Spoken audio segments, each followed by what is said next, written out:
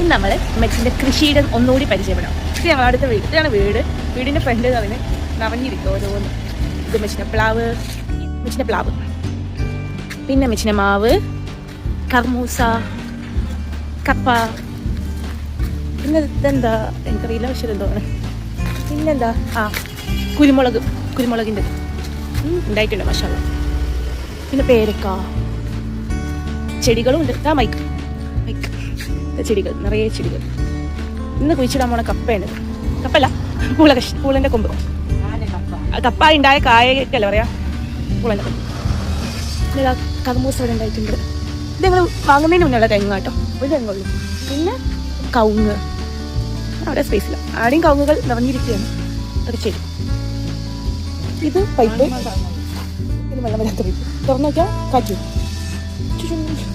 ഒരു ഇതല്ലേ പൈപ്പൊക്കെ ഉണ്ട്, വെള്ളം വരാത്ത പൈപ്പ്. പിന്നെ അതൊക്കെ ചെടി. ഇതിൻ്റെ മെച്ചിൻ്റെ ചാരി കസാല, കുറച്ച് വൃത്തിഹീനമായിരിക്കും. ഇത് മെച്ചുണ്ടാക്കിയ ചൂല് വിൽക്കുന്ന ഒരു ഇൻഡിപെൻഡൻറ്റ് ബിസിനസ് വുമൺ ആയിരിക്കുന്നുണ്ട്. ഇതാ മറ്റേ തിലോൻ്റെ കുപ്പിയില്ലേ, ആ കുപ്പി മുറിച്ചിട്ട് ആക്കിയതാ. 5 സെന്റിൽ 4 സെന്റും കുഴിച്ചിട്ട് നിറച്ചിട്ടുണ്ട്. സുഖ ഉറക്കത്തിലാണ്. ഓക്കെ ഓണത്തിന് പറ്റിയില്ല. കണ്ട വാഴത്തോട്ടം, വിട്ടുപോയ തെങ്ങാണ്. തെങ്ങല്ല, ഇൻ ദ സെൻസ് കരിക്കും ഉണ്ടാവും, പക്ഷെ കരിക്ക് വലിക്കാൻ ടൈമില്ലാത്തതുകൊണ്ട് തേങ്ങയായി മാറിയിട്ടുണ്ട്. തേങ്ങയും കരിക്കിൻ്റെ ഒരു മിഡിൽ സ്റ്റേജാണ് ഈ തെങ്ങ്. ഓക്കെ, ഇതിൽ വെള്ളം വരും. ഇത് പഞ്ചായത്ത് പൈപ്പ്, പൂവിൻ്റെത്. ഓക്കെ, ഇവിടെ ഉണ്ട് കരിവേപ്പില, പച്ചക്കറിവേപ്പിൻ്റെത്. എത്ര എണ്ണം കുഴിച്ചിട്ടുണ്ടമ്മ? എത്ര കൊമ്പുണ്ട്? എത്ര മാസം കൊണ്ടാണ് ഉണ്ടാവുക? 6 മാസം. കപ്പ കുഴിച്ചിടാൻ കണ്ട ഇടം.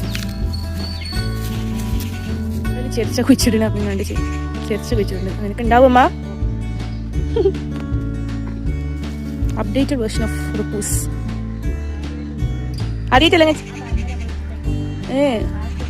ഇല്ല, ഈ തറമലല്ലേ അങ്ങനെ ചെറിച്ച വെച്ചിട്ട് ചെറിച്ച് വെച്ചാൽ കാണുന്നില്ല.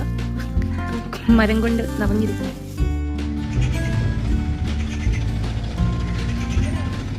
നനക്കുന്നുള്ളതാണെങ്കിൽ മൈക്കിന് കാണാൻ ലഭിച്ചിട്ടുണ്ട്. എന്താ മൈക്ക് പരിപാടി?